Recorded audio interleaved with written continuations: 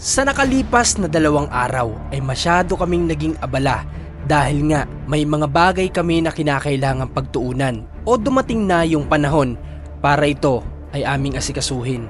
At dahil na rin nga sa pag-aasikaso namin ng mga importanteng bagay na ito ay halos hindi na rin ako nakakapag-upload sa ating mga platform. At alam nyo ba, sa loob ng 2 araw na pag-aasikaso namin ay napakaraming nangyari. Ito yung isang sakripisyo na kahit kailan ay hindi ko makakalimutan dahil sa lahat ng ginawa ko sa tagal ng aking pagtulong ay kakaiba ang mga bagay na ito. Kung kaya't sana ay siya na nga ang inaantay natin na higit na makakatulong sa matagal na nating gustong mangyari.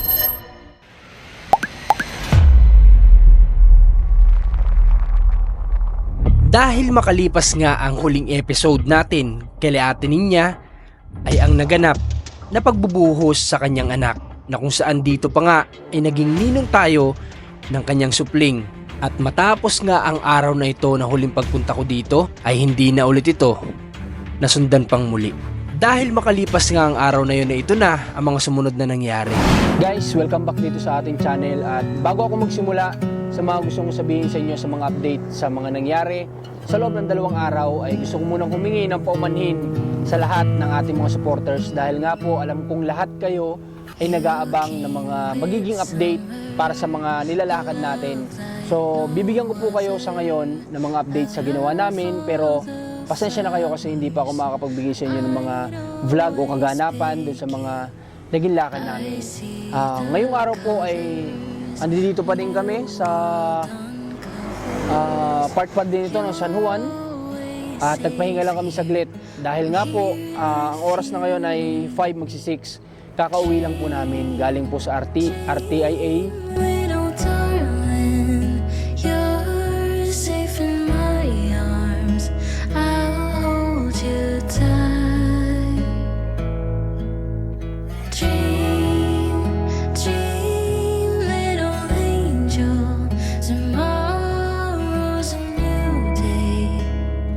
Sa tingin ko naman, yung mga naging lakad namin sa loob po ng 2 araw ay nagiging worth it naman. At sa tingin ko ay unti-unting magkakaroon ng usad itong ginagawa natin.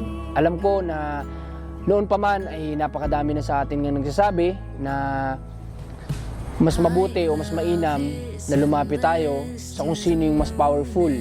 At which is yun nga ay ang RTIA. At nasabi ko naman sa lahat na noon pa man ay gusto ko na rin itong gawin. Kaso nga lang, ito lang siguro talaga yung perfect time na ibinigay sa atin o pagkakataon para magawa natin ito.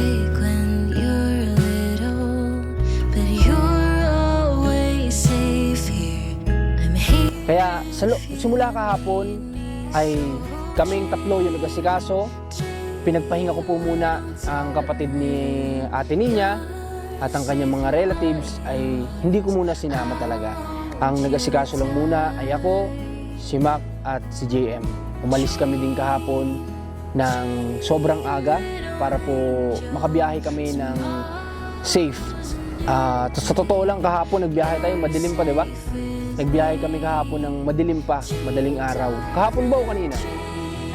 Pero kahapon, madilim pa din, di ba? Madilim-dilim pa din. So kahapon, simula kahapon, madaling araw na talaga kami umaalis sa bahay. Gumigising kami ng alas 3 para na sa ganun ay makapag-asikaso kami at malakad namin kung ano yung mga kinakailangan. So kahapon sa RTIA ay sa awa ng Diyos ay nabigyan tayo ng opportunity na makausap yung mga staff. So nakausap namin at binigyan nga kami ng mga kinakailangan namin gawin.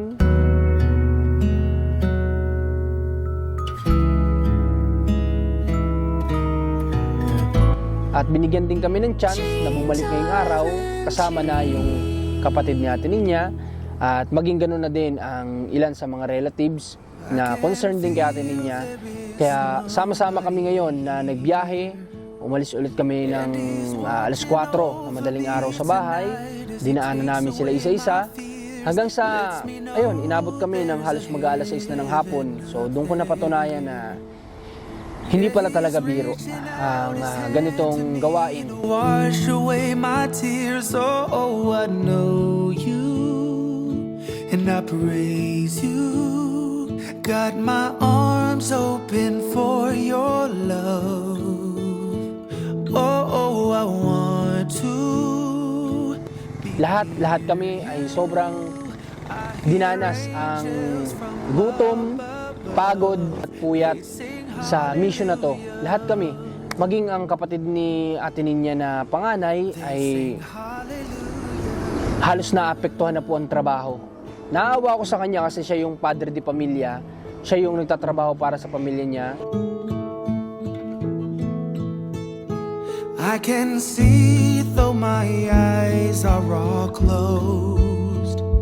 Yeah, he gives me strength.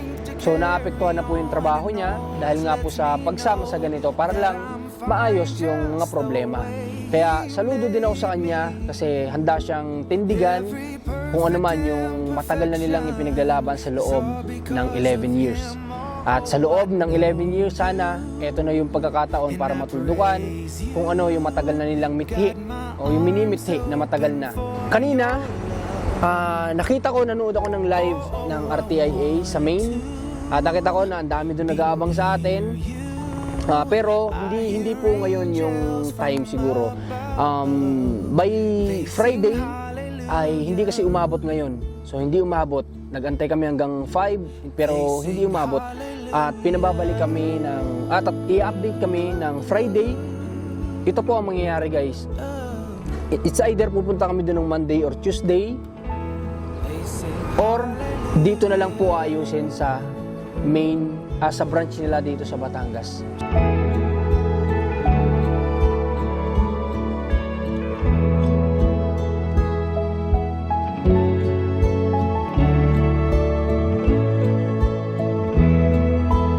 Sa amin naman, pinag-uusapan namin, walang problema kahit saan ayusin. Maging sa main, may air man yan, on air, kahit hindi, wala pong problema sa amin yan. Basta't ang gusto namin ay masolusyonan lang yung problema. Pare-paras kami, pinag-uusapan namin to na walang problema sa amin, lalo na sa amin. Wala pong problema kahit hindi yan maere. Basta masolusyonan lang ng RTIA itong problema na to. So ang dami, kanina iniskaso namin, kinuha lahat ng kinakailangan, picture, mga clips sa mga vlog natin, lahat kinuha nila. Kasi kailangan yon, statement, lahat ng ng requirements nila.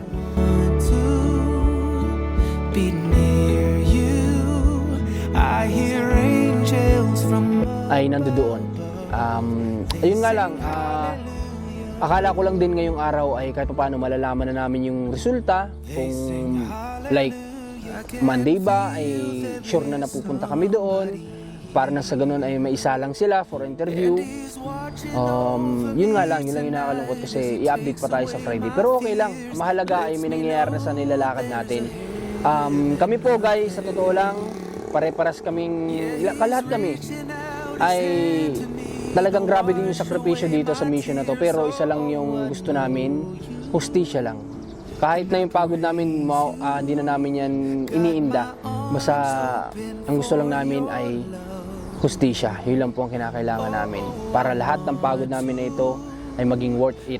Yun lang po. At maging ang mga kasamahan ko ay papasalamat ako kasi kahit na sobrang aaga ng mga lakad namin ay responsible sila na gumising ng maaga para sa mission na to. Kaya nagpapasalamat ako at binigyan din tayo ng mga nakakasama na ganito sa mga mission kasi kung ako lang, di ko alam kung kakayanin ko ito na mag-isa.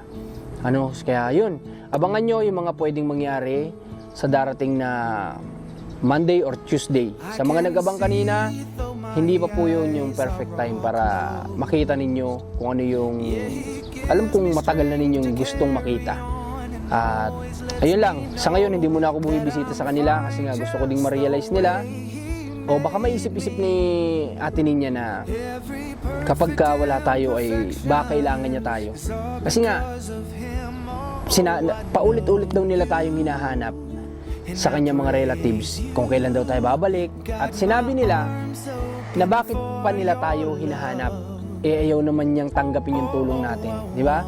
Kaya nga po sabi ko maganda yung sinabi nyo at sabihin nyo sa kanila na kapag handa na siya, ay sabihin sa akin ng relatives at darating ako para tumulong ulit. Kapag handa na siyang magpatulong. Yun lang po. Pero etong nilalakad natin, for sure, alam ko, may mangyayari na dito kasi yung nasa taas na po yung kumikilos nito. Kaya hopefully maging successful ito at kumbaga ay mailagay na sa kung ano yung dapat na hinalagyan nila noon pang panahon. 11 years, napakatagal. 11 years is enough. Kaya sana ngayon matapos na. Okay? At yun, kita-kits na lang tayo sa susunod na vlog natin. Siguro by tomorrow ay pwede ko nang i-upload yung mga naging lakad namin simula kahapon hanggang ngayon.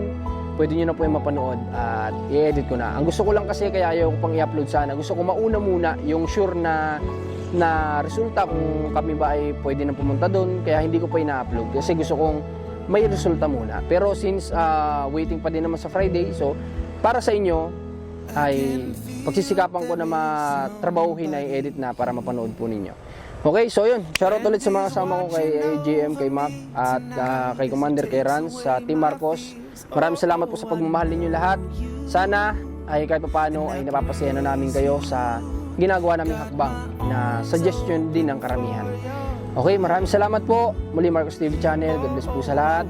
Ingat po kayo. Babawi ako sa susunod. Be near you.